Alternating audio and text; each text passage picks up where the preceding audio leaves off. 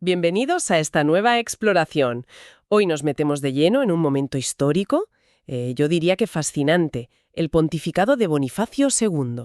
El Papa número 58. Exacto, entre el 530 y el 532. Un periodo cortito, sí, pero que funciona casi como una bisagra, ¿verdad? Justo en esa transición del papado desde el mundo romano hacia, hacia la Edad Media. Precisamente. Tenemos aquí unos documentos muy interesantes. Un texto sobre Bonifacio II y esa difícil transición, como lo llama, y luego unos anexos sobre cómo fue cambiando la elección del Papa y su visión desde la fe. Sí, muy completos. La idea es esa, ¿no? Entender qué pasaba en la época de Bonifacio II, por qué su elección fue tan particular, y usarlo un poco como excusa para ver esa historia más larga de cómo la Iglesia fue afinando el modo de elegir al sucesor de Pedro. Vale, vamos a desgranar esto. De adaptación de instituciones como el papado. Eso sí, es importante recordar que nos vamos a basar exclusivamente en la información de estos documentos que tenemos delante. Por supuesto. Analizar lo que hay aquí. Venga, empecemos por situarnos. Siglo VI. ¿Cómo era Roma entonces? Pues ya no era el centro político del imperio, eso seguro. Claro, pero su peso espiritual seguía siendo enorme. Formaba parte del reino ostrogodo. Y las fuentes nos dicen que la reina regente, Amalasunta, ¿La hija de Teodorico? esa misma, pues mantenía una relación, digamos, bastante cordial con los católicos. Había cierta estabilidad ahí. Cierta estabilidad en Italia, sí. Pero mientras, en Oriente, el panorama era muy diferente. Allí estaba el emperador Justiniano. Con su gran proyecto de restauración imperial. Exacto. Y eso incluía buscar la unidad doctrinal, pero bajo su control. Promovía una fe ortodoxa, sí, pero con una tendencia muy clara a que la Iglesia estuviera subordinada al poder del emperador. Lo que a veces se llama cesaropapismo, ¿no? Justo. El César metiéndose en asuntos de fe, básicamente. Así que la Iglesia en Roma estaba como entre dos fuegos. Necesitaba afirmar su independencia, su autoridad espiritual, tanto frente a Constantinopla como ante los nuevos reinos bárbaros de Occidente. Una posición complicada, sin duda. Y esa tensión se notó muchísimo en la elección de Bonifacio II. Hay un dato que mencionan las fuentes que a mí me llamó la atención. Bonifacio era de origen godo. El primer papa no romano, efectivamente. Ya solo eso te indica que algo estaba cambiando, ¿no? Refleja la nueva realidad de Italia, claro, más diversa, y de la propia Iglesia en Roma. Y su llegada al papado fue, bastante movida.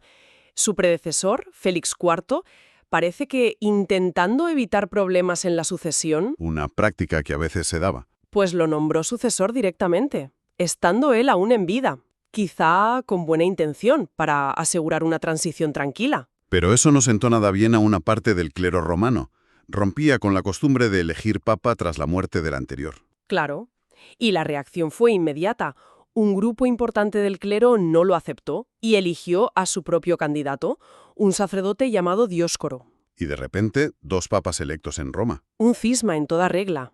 Una crisis abierta. Aquí se ve muy bien la fragilidad del sistema de sucesión en ese momento.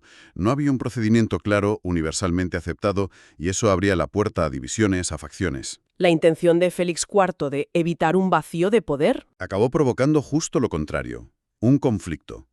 Muestra la necesidad urgente de reglas más definidas. La crisis, curiosamente, se resolvió de forma muy abrupta. Dioscoro murió de repente, Sí, apenas 20 días después de ser elegido. lo que dejó a Bonifacio II como único papa. Pero el episodio es muy, muy significativo. Demuestra que la Iglesia necesitaba normas claras para la sucesión. Ya. Totalmente. Puso sobre la mesa esa necesidad. Pasar de decisiones más personales o influenciadas por grupos a un proceso más institucional, más consensuado.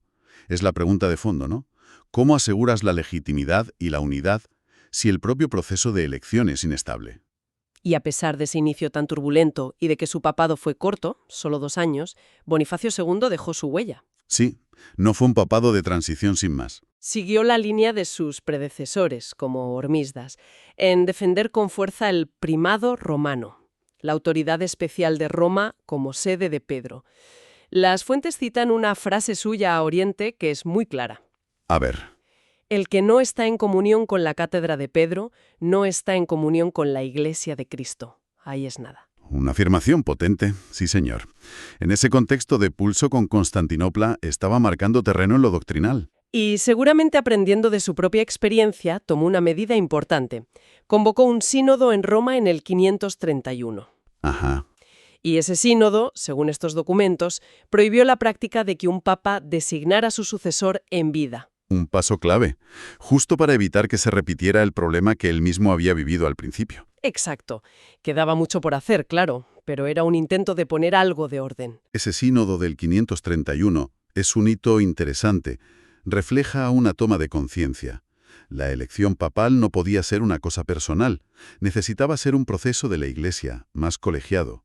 Es un primer paso hacia la regulación interna. Y también destacan las fuentes su firmeza diplomática frente a Justiniano, defendiendo la independencia espiritual de Roma. Sí, manteniendo esa línea de que la fe no se dicta por decreto imperial, importante para definir la relación futura Iglesia-imperio. Vamos a ver un poco lo que las fuentes llaman la dimensión teológica de este periodo.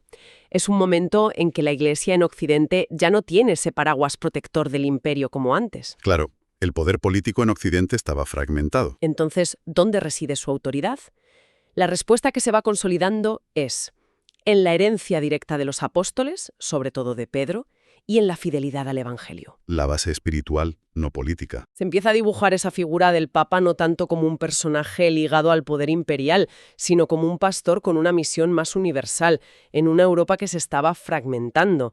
Hay una frase que las fuentes asocian a este espíritu, quizá no literal de Bonifacio, pero sí de la época. ¿Cuál? No hemos recibido un trono, sino una cruz. No un poder humano, sino la custodia del Evangelio. Muy significativa. Muestra perfectamente ese cambio de autocomprensión de la Iglesia. La autoridad ya no deriva del poder terrenal, sino de la misión espiritual que viene de Cristo. El concepto clave es el de sucesión apostólica, ¿verdad? Exacto. No se hereda un cargo político, se transmite una responsabilidad espiritual. Un carisma que según la fe de la Iglesia es sostenido por el Espíritu Santo para guiar a la comunidad. No es una herencia de sangre o poder, sino de misión. Entonces, esa elección tan conflictiva de Bonifacio II fue como un síntoma, ¿no? Un síntoma de una época de cambios, de falta de reglas claras. Pero claro, la pregunta es, ¿cómo se llegó desde ahí, desde esas elecciones a veces caóticas, hasta el cónclave que conocemos hoy? Un camino larguísimo. El anexo histórico que tenemos nos da una panorámica. Nos cuenta que en los primerísimos siglos, primero, segundo, tercero, la elección del obispo de Roma era más bien un asunto local. De la comunidad de Roma, clero y pueblo juntos. Discernían quién era el más adecuado, a veces por aclamación popular, el famoso dignus este, es digno. Un proceso más carismático, más comunitario, podríamos decir, basado en el modelo de los Hechos de los Apóstoles incluso. Pero claro, todo cambió a partir del siglo IV, con Constantino. El cristianismo se convierte en religión, primero permitida, luego favorecida y finalmente oficial. Y la elección del Papa adquiere una relevancia política brutal. Los emperadores empiezan a meter mano, confirmando elecciones, a veces influyendo, bastante directamente. Y eso, claro, crea tensiones. La lucha por mantener la autonomía espiritual frente al poder político. Las fuentes citan a San León Magno, ya en el siglo V, intentando poner límites. Decía algo así como, el emperador puede reconocer al Papa, pero no crearlo. Marcando distancias. Ahí empieza una tensión que va a durar siglos. Y se ve un patrón, ¿eh? Cuanta más influencia política externa... Más problemas internos y espirituales en la elección. Exacto. Y esa tensión se agudizó en los siglos siguientes, VI al VIII. Cae el imperio en Occidente, fragmentación política, reyes bárbaros por aquí, emperadores bizantinos por allá. Todos queriendo influir. El caso de Bonifacio y Dioscoro, que hemos visto, es un ejemplo perfecto de esa inestabilidad. Luego vinieron los siglos IX y X, el famoso siglo oscuro del papado. Una época complicada.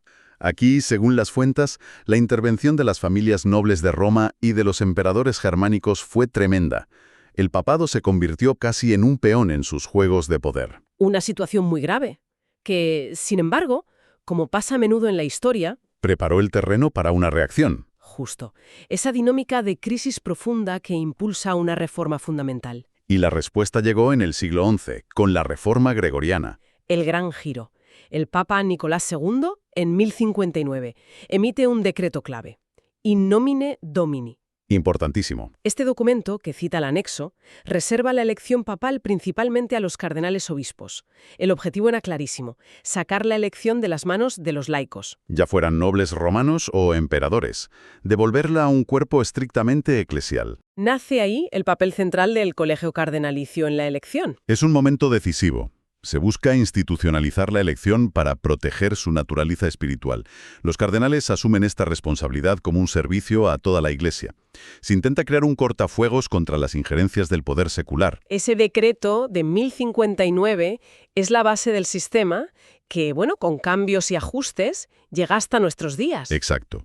Vemos esa dinámica constante. La Iglesia buscando mecanismos, estructuras humanas, para salvaguardar su misión espiritual, que es lo esencial, frente a las presiones externas e internas. Un proceso inevitablemente imperfecto, claro. Claro, hemos visto la historia, las luchas de poder, los intentos de reforma. Pero, ¿cómo entiende la propia Iglesia, desde dentro, desde la fe, este proceso? O sea, ¿es solo un mecanismo humano para elegir a un líder? Buena pregunta. El anexo doctrinal nos da claves importantes aquí. Parte de una base. El ministerio del Papa, el primado de Pedro, no es una invención humana. La fe cristiana lo remonta a la elección de Pedro por Jesús. Mateo 16, ¿no? Exacto. Se entiende como una institución de origen divino, aunque su elección concreta se realice a través de medios humanos, y ahí está el quid de la cuestión. Figuras como San León Magno, ya en el siglo V, hablaban de un acto teandrico. Una palabra un poco técnica, sí. Significa eso, ¿no? Una colaboración entre lo divino y lo humano. Los electores actúan, disciernen, votan, pero se confía en que el Espíritu Santo guía ese proceso. Ojo, no es que el Espíritu susurre un nombre al oído de cada cardenal, no sustituye a la acción humana, pero se cree que la acompaña, la ilumina, la orienta, si los electores se abren a ella, claro. San Gregorio Magno, que vivió en esa época cercana a Bonifacio II, insistía mucho en que ser elegido papa era para el servicio, no para el honor. Una carga, una responsabilidad enorme. Por eso, tradicionalmente, las elecciones papales se han rodeado de oración, de ayuno, buscando esa guía divina. Y es interesante lo que aporta San Isidoro de Sevilla, un poco después. Dice que el Espíritu Santo ilumina, pero no anula la libertad ni la responsabilidad de los electores. Pueden equivocarse, pueden actuar por motivos humanos. Claro. Pero la fe de la Iglesia confía en que la providencia divina sabe cómo guiar las cosas, incluso a través de esas imperfecciones humanas, para el bien último de la Iglesia. No se espera que los electores sean marionetas, sino instrumentos conscientes y libres que deben discernir. Y la teología posterior, por ejemplo, Santo Tomás de Aquino, refuerza esta idea. El acto canónico de la elección hecho por humanos recibe como su sello definitivo, por así decir, a través de la aceptación pacífica del elegido por toda la Iglesia. Eso se ve como un signo de la acción del Espíritu. Hay una confianza de fondo en que Dios no va a permitir que la Iglesia se equivoque de forma definitiva en algo tan fundamental como la elección de su cabeza visible. Esta visión teológica es clave para entender cómo se han vivido estos procesos, ¿no? Incluso en los momentos más oscuros y convulsos. Claro, implica varias cosas. Primero, esa confianza básica. Más allá de las maniobras humanas que pueda haber, Dios guía a su Iglesia. Segundo, que el elegido no es necesariamente el mejor, según nuestros criterios, sino aquel que Dios permite o suscita para ese momento concreto, con sus luces y sus sombras. Y tercero, la responsabilidad tremenda de los electores. Enorme. Deben discernir en conciencia, buscando la voluntad de Dios, no sus propios intereses o los de su grupo. La imagen que usa el anexo de la elección como un Pentecostés es muy gráfica. Se espera que el Espíritu descienda sobre esa asamblea reunida para elegir a su pastor. Bueno, hagamos un poco de balance de todo lo que hemos visto. Empezamos con Bonifacio II. Un pontificado corto pero significativo. Exacto, conflictivo en su inicio, pero que marcó un punto de inflexión. Nos mostró una iglesia en Occidente buscando su propio camino, ya sin el paraguas imperial, y dando los primeros pasos para regularizar la elección papal, para hacerla menos dependiente de voluntades personales o presiones externas. Y a partir de ahí, hemos trazado a grandes rasgos esa historia larguísima y a menudo, bastante tumultuosa, de la elección papal. Un camino de siglos, con injerencias políticas, crisis profundas, pero también con reformas valientes para proteger la autonomía y la misión espiritual del sucesor de Pedro. Culminando en ese sistema centrado en los cardenales que busca, precisamente, salvaguardar esa dimensión espiritual. Y hemos visto que detrás de toda esa historia humana, con sus luces y sus sombras, hay una convicción teológica muy profunda. Sí, la idea de la elección papal como una colaboración misteriosa entre la acción humana, con sus procedimientos y sus límites, y la guía divina, la confianza en el Espíritu Santo. El anexo doctrinal terminaba recordando esa pregunta de Jesús a Pedro después de la resurrección: ¿me amas? Y la respuesta humilde de Pedro: Señor, tú lo sabes todo, tú sabes que te amo. Esa, se sugiere, debería ser la disposición fundamental de quien es elegido. Una pregunta para darle vueltas. A ver, Si la Iglesia necesitó tantos siglos, con tantas luchas, crisis y reformas, para intentar establecer un procedimiento electoral que equilibrara la necesidad humana de orden y la confianza en la guía divina, protegiéndose de injerencias externas y de las propias debilidades internas, ¿qué nos dice eso sobre la tensión que parece permanente entre la dimensión institucional, humana, de la Iglesia y su fundamento espiritual, divino? una tensión constante. Exacto. ¿Cómo sigue buscando hoy la Iglesia en todos sus niveles de liderazgo, no solo en la elección papal, ese equilibrio tan delicado entre los procedimientos necesarios, la transparencia, la colegialidad y esa confianza última en una guía trascendente que actúa a través y a veces quizá a pesar de las estructuras humanas? Es una pregunta que, me parece, sigue muy abierta.